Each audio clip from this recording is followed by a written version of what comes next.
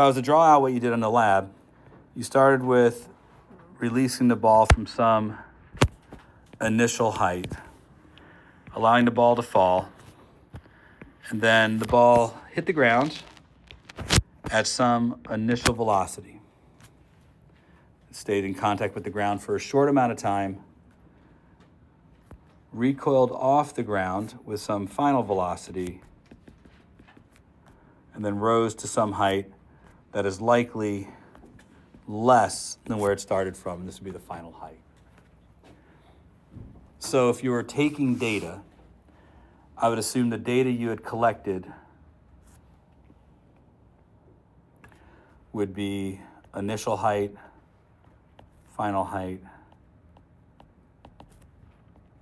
and mass. And you did that a couple of times, and then you did that for different balls.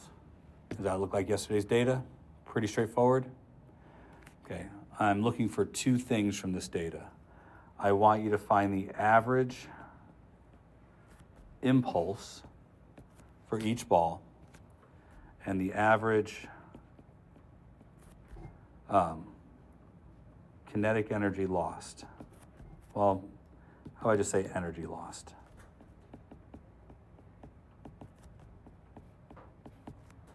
Okay. And I actually want not the average energy, let me say that differently, the average percent of energy lost. Because the average energy would depend on what the mass of the ball is, but I want to just know which of the balls lost more energy, regardless of what the ball's mass were. So let's start with the change in momentum first and figure out how you're going to calculate that. Change in momentum is mv final minus mv initial. And you have to take into account direction. So you'll have to decide whether upwards is positive or upwards is negative. I would probably go ahead and make upwards positive. It'll probably make this not straightforward, but at least consistent for all of you. Now, you don't have velocity for either ball. You have the height from which it was dropped or the height that it reached. But I'm hoping from our conversation yesterday that you'll remember you can use conservation of energy. Or you could use a motion equation, but I would use conservation of energy to figure out how fast the ball should have been going when it reached the ground, assuming that the ball had only gravitational potential energy when it was dropped. That assumes you dropped it from rest, and we're careful to do so.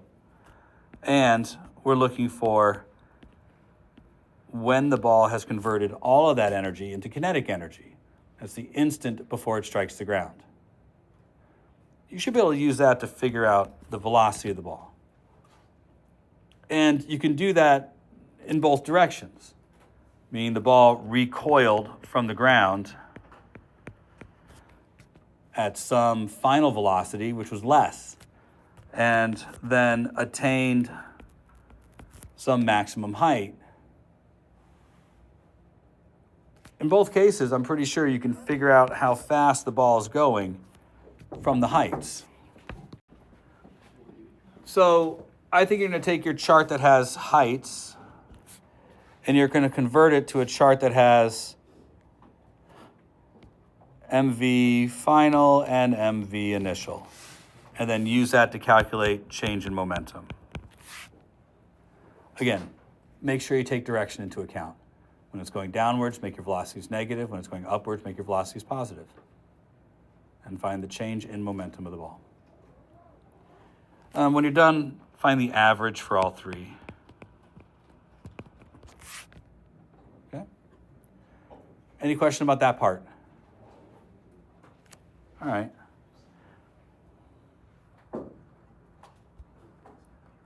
I also want you to find the percent of energy lost.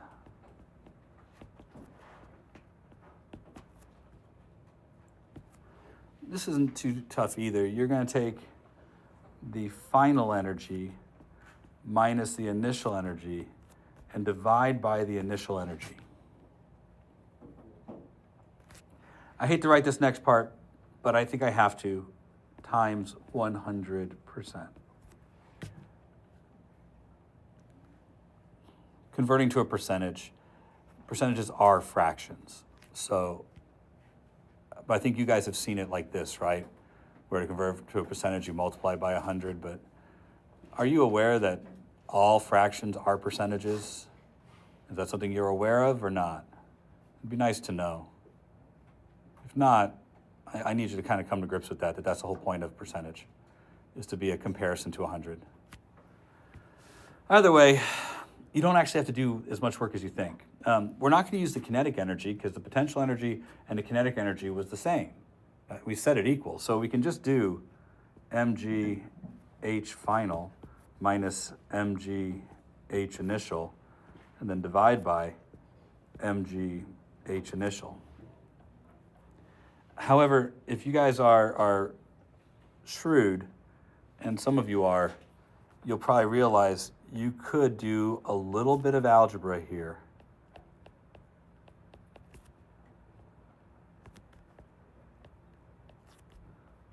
By factoring out the mg's, because they're on the top and the bottom of that fraction.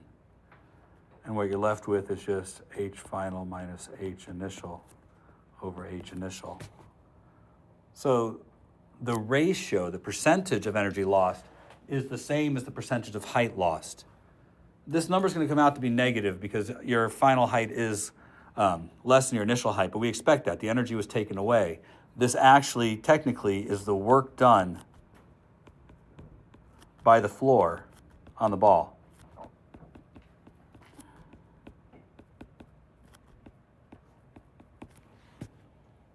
All right.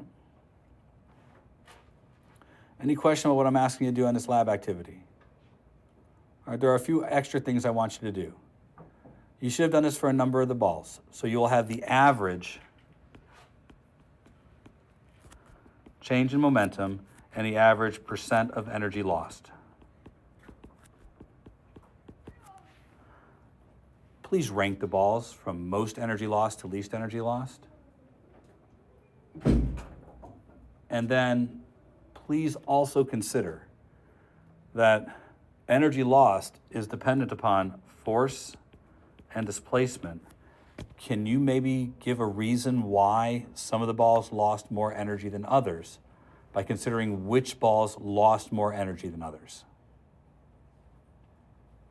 You may be wrong, but just give me a conjecture. Why? A sentence or two about why one of the balls might have lost more energy than the other. Again, just a real quick practice, kind of reinforce what we just talked about. I'd like you to figure out what the impulse experienced by the ball is and what the percent of energy lost is. Probably one of the things you forgot to do was decide what direction you're going to make positive. So let's say I decide to make this way positive. If I do that, then the initial velocity of the ball was negative. So for change in momentum,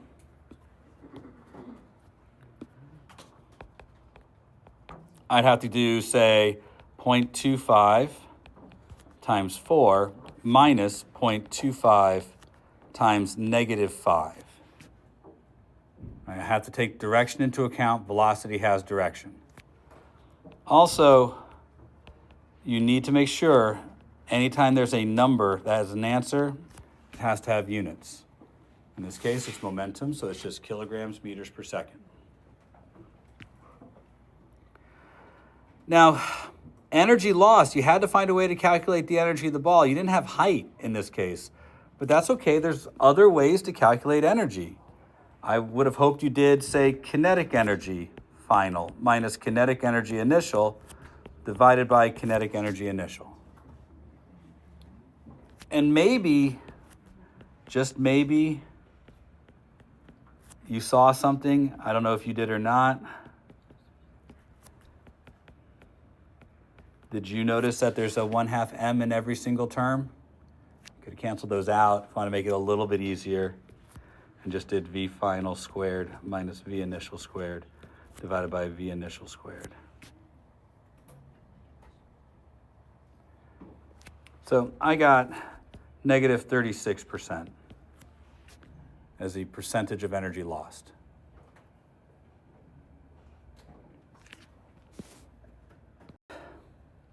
What was the impulse experienced by the wall? can you just look at the board and come up with the answer? I'm not trying to be facetious. I don't know if you guys can conjecture this or not. Let me get rid of all the energy stuff for just a minute. The ball was in contact with the wall for, I don't know, a couple of milliseconds maybe, before it bounced off. And during that time, the wall pushed this direction on the ball. Does that make sense as to why? The wall had to stop the ball, and the ball was moving this way, so the wall pushed on the ball, stopping it, and then continued to push on the ball to push it back the other direction. Newton's third law states that the wall had to experience an equal but opposite force. So although I don't know what that force is, the force on the ball had to be equal to the force on the wall. In fact, this is Newton's third law. That has to be true. Can the ball be in contact with the wall without the wall being in contact with the ball? You guys understand that statement, right? So there's no way the ball can touch the wall without the wall touching the ball. Does that make? I know it sounds stupid, but I want to establish that the ball can't be in contact with the wall longer than the wall can be in contact with the ball. So that means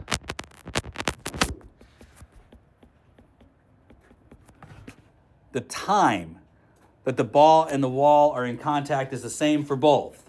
This is impulse, right? That is the statement of impulse, which means the impulse experienced by the ball had to be equal and opposite to the impulse experienced by the wall. That has to be true as well.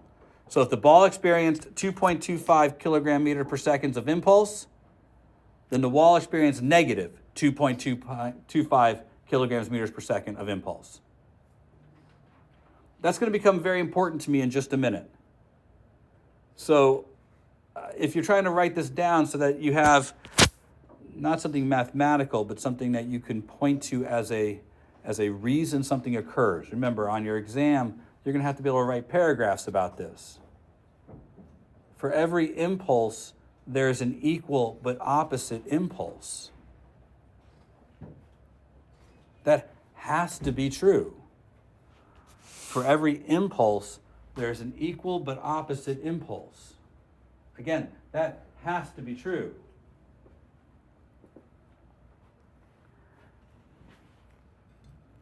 And it's true, and you have to be able to state why. It's true because of Newton's third law.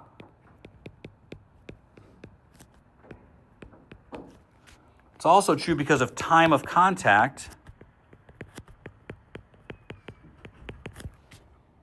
And the fact that impulse is both force times time and change in momentum.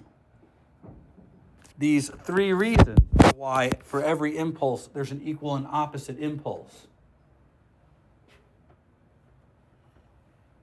Now, the wall didn't change momentum. And the reason the wall didn't change momentum is probably because the wall is being held in place by other forces. So although there was this impulse experienced by the wall, something made sure the wall didn't move. A structure or something like that. However, I gave you a homework question. And it's about a pumpkin hanging from a string. Have you seen this one? That was a test question last year. And students, they did terrible on it. Just terrible. Noelle, do you remember it? I remember it very well. Okay. Part of it wasn't because students couldn't figure out what's happening, it's because they couldn't explain themselves. In the problem, there's three situations. They only draw one picture, but there's three situations. In each case, there's a pumpkin hanging from a string. And we're only going to talk about the momentum portion of this problem. In the actual homework question, there's more to it. There's some stuff about energy. But an arrow is being fired at the pumpkin in each case. And there's different tips on the arrow. The first arrow sticks to the pumpkin. The second arrow bounces off. And the third arrow passes through.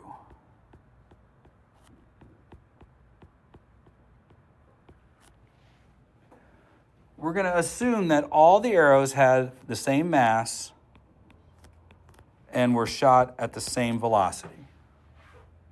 But these three different situations occur.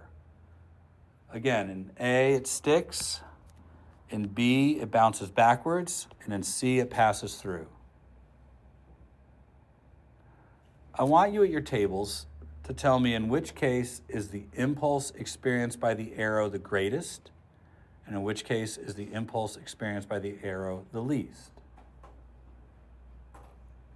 You have all the knowledge you need to answer this. I'll pick different tables and maybe different people to hear what your thoughts are. 5 minutes. You said B has the most impulse because it has the highest change in velocity as it goes in a negative direction. I think there we're starting to hit it. I think that's what you have to say. In the case of bounces back, the velocity was stopped and the object turned around and sent back. That's the larger change in velocity because you had to bring it to a full stop first and then turn it around and send it back to where it came from. Whereas passes through, the arrow never stopped. The arrow slowed down a little bit, but never stopped. And under those circumstances, the change in velocity is way less. The reference to velocity is necessary if you want to be able to score the points. You have to realize that impulse is about mass and velocity, but to be honest, I'm afraid you'd still lose a point because impulse is about mass and velocity. Did you address the mass in that conversation? You have to say the mass of the arrow didn't change.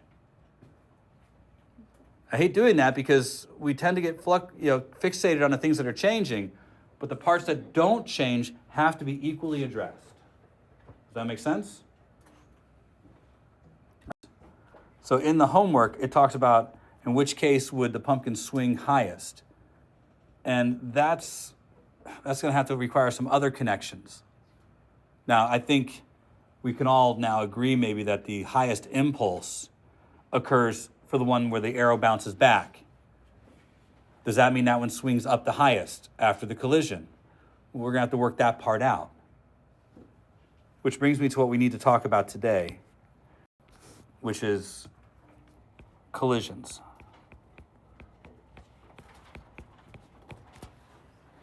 Impulse has a lot of benefit in our conversation, but collisions is what I really want to speak about. Before I get into it too deeply, I want to remind you about some stuff that you tend to forget. First, I want you to imagine a force versus time graph. Something that might look like this.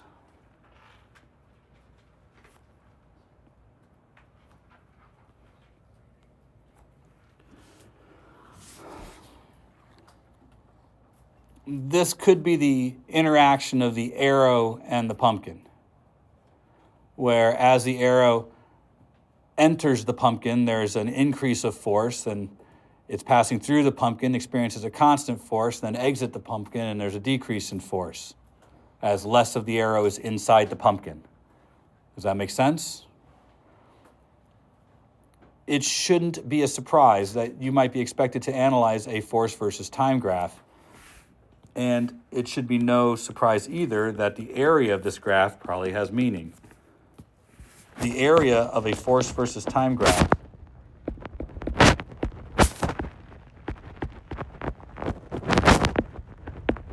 is the impulse.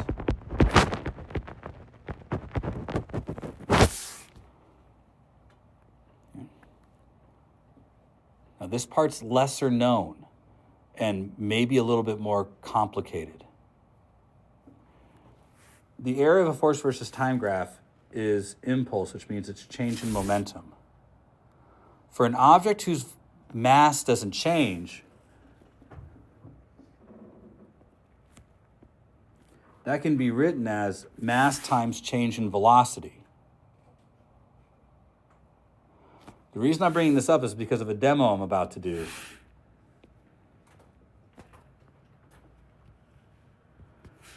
So if you have a acceleration versus time graph,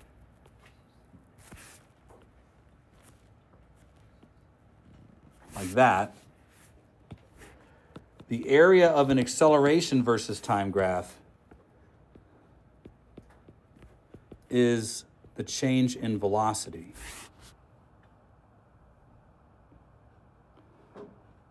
So you can use an acceleration versus time graph to tell you the impulse. You just need to know what the mass is. In your notes, this might be incredibly valuable, that all acceleration graphs are also net force graphs. All acceleration graphs are also net force graphs. And all net force graphs are also acceleration graphs. They just differ by mass.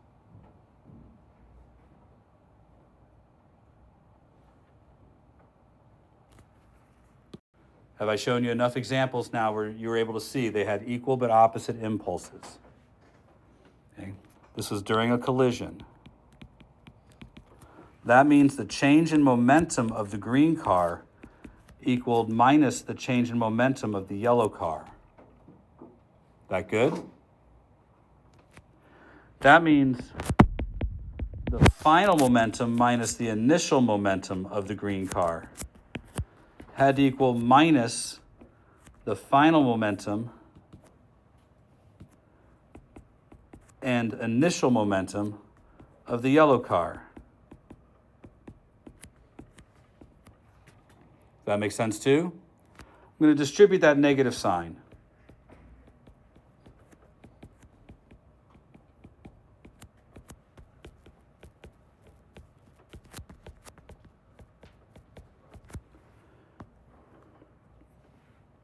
Now you notice I have a negative term on both sides. I'm going to move the negative terms to get them onto the other side so that they are positive.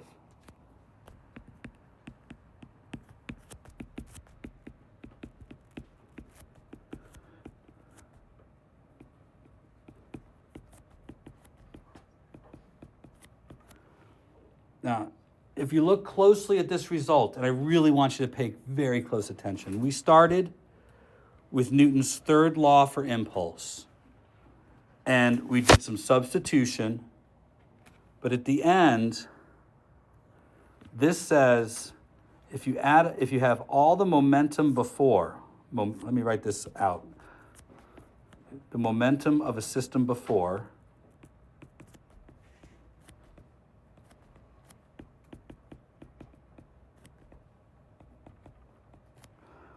has to equal the momentum of a system after.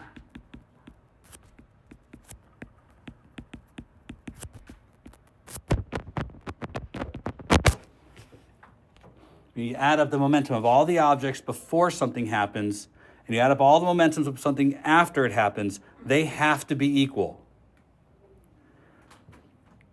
This is a statement of conservation of momentum.